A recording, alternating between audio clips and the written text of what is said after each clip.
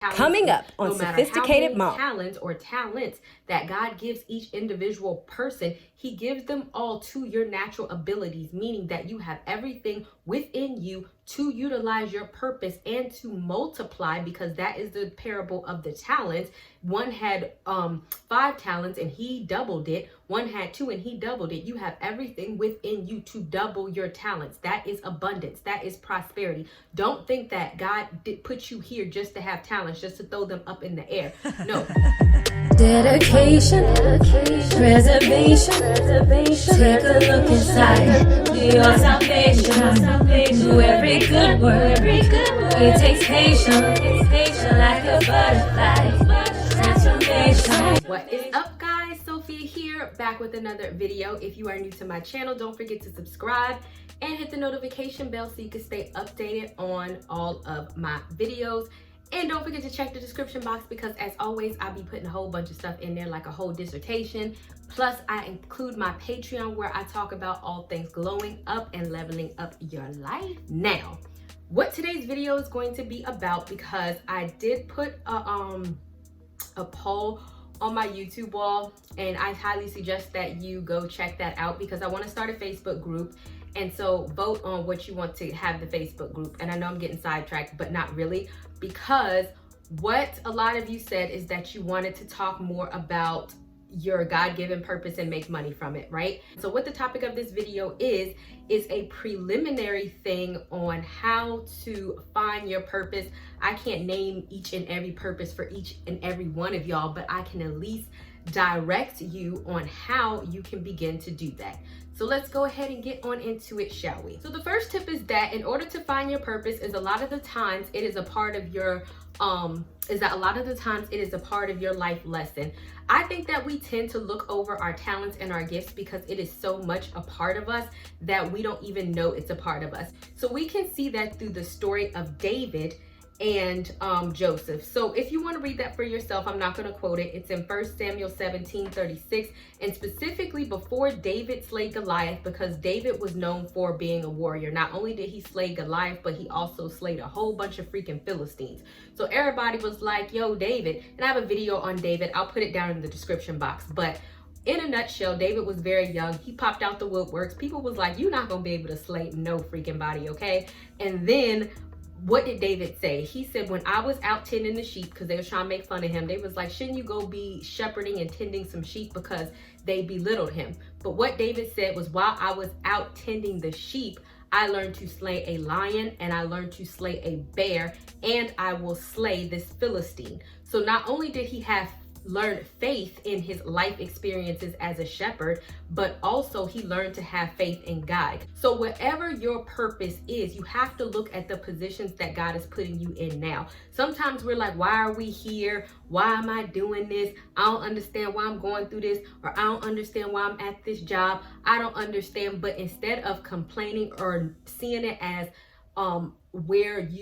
instead of seeing it as this is not where you want to be, start to see it as what is the life lessons or the gifts that God is trying to harness in that situation. Because ultimately David went from shepherd to being king. And then with Joseph, I have a video on him as well. And so what Joseph did was, after he got sold into slavery, he first worked as a servant. Then he was in a jail where he met somebody who ultimately introduced him to the Pharaoh, that ultimately put him in second charge of the Pharaoh. So all of these little things that were uncomfortable, or life events that he had to go through, was just harnessing his gift. And your only thing is to figure out what God is trying to do in that specific season of your life, and don't necessarily discount it. So something you naturally do. That's tip number 2. So like I was saying, I was talking about Joseph. So the reason why Joseph got sold into slavery is because he had a dream that he was going to be exalted over his brothers, and he had a dream that he was going to be exalted over his fathers. And ultimately, what was Joseph's gift? It was dream interpretation. Joseph had the dream, and he was like, I don't know, why am I having this dream? I don't know what this is about. He did not even know that this was going to be the thing to exalt him. However, it was something that God naturally gave him. It was something that he naturally did. It didn't take a whole bunch of work or whatever in order for him to determine that that was his gift. All he had to do was figure out that that was his gift. So never belittle these small things about yourself, because literally all Joseph had to do was go to sleep and there was a dream, right? That didn't seem that big of a deal because everybody go to sleep, everybody had dreams. But there was something specifically about the way that he did something that made him special. And from a very young age, I was just always on the computer. It is something that I like to do. I like to counsel people. It was something that I like to do. I like to do hair, and that is something that I naturally came to do. All of these things help ultimately fit me in the purpose. If you looked at my intro, what do I teach you to do? Be Bible, blessed, intelligent, limitless, beautiful, and educated. But understand, these are things that I already had that you have to ask God to specifically reveal to you, because you live in that every day. You are probably overlooking things that you are very talented at, but because you are so used to doing them, you don't know that that's a gift. I'm gonna place my blog about the story of the talents in the description box, because one thing that I specifically say that I love about the story of the talents is no matter how many talents or talents that God gives each individual person, he gives them all to your natural abilities, meaning that you have everything within you to utilize your purpose and to multiply, because that is the parable of the talents. One had 5 talents and he doubled it. One had 2 and he doubled it. You have everything within you to double your talents. That is abundance. That is prosperity. Don't think that God did put you here just to have talents, just to throw them up in the air.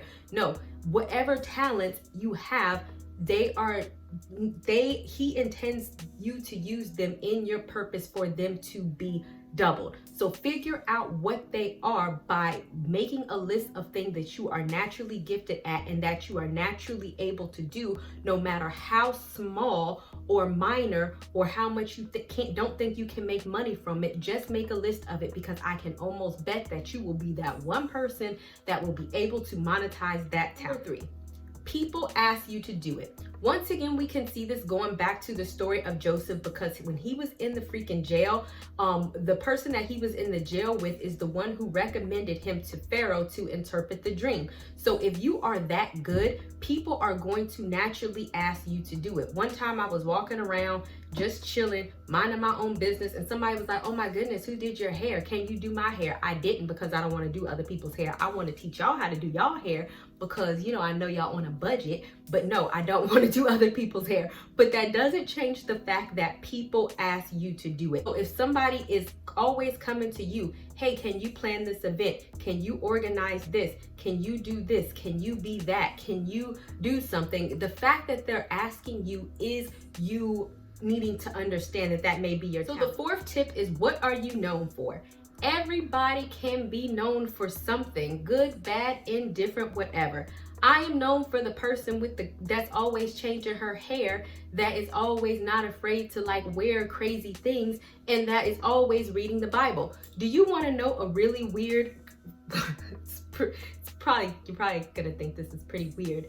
Do you know that I would naturally read the Bible from the time that I was a teenager? I said that. But it came to the point that when I was in extracurricular activities and we lived overseas, and oftentimes we would drive to other countries to battle other military bases or military schools, because my mother was in the military, right? But the point is that I would literally bring the Bible with me to read on the bus. This is a true story. This brought me enjoyment. Or even when I was a correctional officer, the kids always had churches donating religious books, and they ain't never want to read them. So sometimes as I was sitting in the hallway as your patrol, I would pull up a chair and I would pull out the Bible or a religious book and read it while the kids were in class and I was waiting for them to get out. That is something that I naturally did. And then when I was walking out of work one day, one guy was like, hey, I have this women's something Bible. I don't know what that Bible was. And he wanted to gift it to me because he noticed that I was always reading the Bible. So it's what do people say about you when they see you? What are you known for? What is it oh, that's always the stylish person. That person always acts a lot. Or that person always talks a lot. That's me. those are all things that encompass, because it's never really one gift. In order to allow yourself to stand out, it could be a multitude of minor specific gifts that come together to specifically form what you are supposed to be good at. Going to bring you to my next tip, because you're like, okay, Sophia, I have a whole bunch of things that people tell me I'm good at. I have a whole bunch of life events or little things that I feel are my gifts, but how in the world am I supposed to utilize them? All you have to do is just ask God. And so in the story of Solomon, when God said, I'll grant something to you, Solomon specifically asked God for wisdom, and then God gave him wisdom and he gave him prosperity. But the best thing about this is that all he had to do was ask. So if you are ever confused on how you are specifically supposed to put your gifts together, especially if they're kind of all over the place, or if you're nervous, or if nobody is utilizing your gifts in a way that you want to utilize them, then just ask God, hey, how do you want me to utilize my gifts? So don't limit yourself in thinking that, oh, all of these gifts don't fit together, because you can be that one person that makes them fit together, and that could be the very thing that makes you stand out. And the last tip that I'm going to give you is do what God naturally prospers you, whatever. What God is prospering you at. And so my friend, she often says this, the door of least resistance, right?